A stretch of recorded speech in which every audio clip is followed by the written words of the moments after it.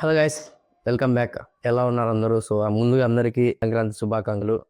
Log లేకుండా వీడియోలోకి వెళ్ళిపోదాం. So today will discuss about మన శర్వానంద్ గారి movie Nari Nari Naduma Murari from the makers of Samajavaragamana. Movie ఎలా ఉందంటే it's a perfect rom com entertainer అండి. So out and out fun ఉంటది. సో డీటెయిల్స్ లోకి వెళ్ళే ముందు మనం ఇద్దరి గురించి మాట్లాడుకోవాలి. ఒకటి డైరెక్టర్ రామ్ అబ్బూరి అండ్ ఇంకొకటి నరేష్ గారు.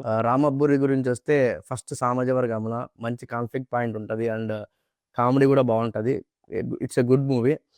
బేసికల్గా సెకండ్ మూవీకి వస్తే చాలా డైరెక్టర్స్ ఏదో ఫిల్లర్స్ వేసేసి కాంబినేషన్ సెట్ చేసేసుకొని ఏదో తీసేస్తారు. But he did do that. He really worked on the content. మంచిగా రాసుకున్నాడు అండ్ మంచి కాన్ఫ్లిక్ట్ పాయింట్ ఉంటుంది. ప్రతి క్యారెక్టర్తో న్యాచురల్ కామెడీ, లైక్ ఏదో క్రింజ్ లాగా ఉండకుండా వెరీ క్లీన్ కామెడీ ఉంటుంది. నాకు చాలా బాగా నచ్చింది. అండ్ ఇలాగే కన్సిస్టెన్సీ మెయింటైన్ చేస్తే one day he'll become a very big director.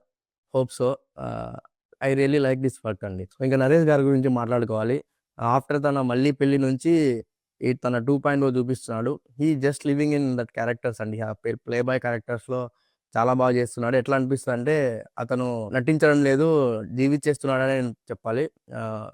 Comedy కూడా చాలా బాగా వర్కౌట్ అవుతుంది అండ్ తను చేసే క్యారెక్టర్స్ కూడా చాలా బాగున్నాయి. అండ్ మూవీలో కామెడీ కూడా చాలా బాగా వర్కౌట్ అయ్యిందని చెప్పాలి. అతని దగ్గర నుంచి చాలా న్యాచురల్గా ఉంటుంది. అండ్ ఇంకా ఇంకోటి ఏం చెప్పాలంటే టీ షర్ట్స్ అండి, తను వేసుకునే టీ షర్ట్స్ ఉంటాయి. సో మేమైతే అవి చూస్తూ నవ్వుకుంటూనే ఉన్నాము. ఆ కోట్స్, దాని మీద ఉండే కోట్స్, ఆ క్యారెక్టర్ చాలా బాగా సెట్ అయింది మూవీకి. ఇంకా మనం నెక్స్ట్ పర్ఫార్మెన్స్ గురించి వస్తే శర్వా కానీ ఇద్దరు హీరోయిన్స్ కానీ చాలా బాగా చేస్తారని చెప్పాలి.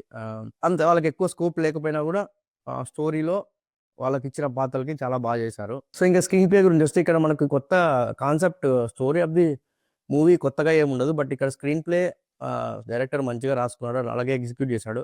ప్రతి క్యారెక్టర్తో మంచిగా కామెడీ చేయించాడు. సత్యత కానీ, వెన్నెల కిషోర్ కానీ చాలా బాగుంటది comedy. And it's not a regular cringe అండి. ప్రతి క్యారెక్టర్ కి ఒక ఇన్నోసెన్స్ ఉంటది. ఆ ఇన్నోసెన్స్ యూస్ చేసుకొని కామెడీ పండించారు. కానీ ఏదంటే ఫిల్లర్స్ వేసేసి క్రింజ్ అనేది లేదండి. And there is lot of difference between the cringe and a good comedy. ఇందులో మంచి కామెడీ ఉంది. నాకు గుర్తులేదండి ఇంత మంచిగా ఎప్పుడు నవ్వుకున్నాను థియేటర్లో. ఇట్స్ వెరీ గుడ్ అండి.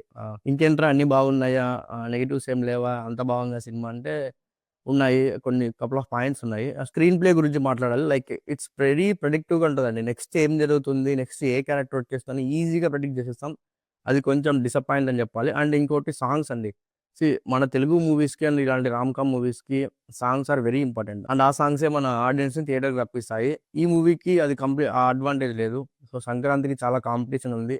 సో మంచి సాంగ్స్, మంచి ప్రమోషన్స్ చేసింటే ఇంకా ఎక్కువ ఆడియన్స్ని రప్పించేవాళ్ళు. సో అది కంప్లీట్గా ఫెయిల్ అయ్యారని చెప్పాలి. సో ఇంకా ఫైనల్గా ఏం చెప్తా అంటే మనమందరం మన ఫ్యామిలీస్తో మంచిగా వెళ్ళి ఎక్కడ కానీ ఇబ్బంది పడకుండా అవుట్ అండ్ అవుట్ మంచిగా నవ్వుకోవచ్చు అండి. సో డెఫినెట్లీ మీకు కూడా నచ్చుతుంది మూవీ. ఇంకా నన్ను అడిగితే I will prefer Nari Nari Naduma Murari over Rajasaab and Manashankar Prasad. Ticket side కూడా చాలా తక్కువ ఉన్నాయి. అంటే కామెడీ కూడా చాలా బాగుంది. కాబట్టి ఈ సంక్రాంతికి నా ఫ్యామిలీతో ఈ మూవీ వెళ్ళి చూస్తాను. Thanks for watching. ఆ కంటెంట్ నచ్చినట్టయితే మీరు ఒక లైక్ కొట్టండి, ఒక కామెంట్ పెట్టండి and share with your friends. Thanks for watching. See you soon. Bye.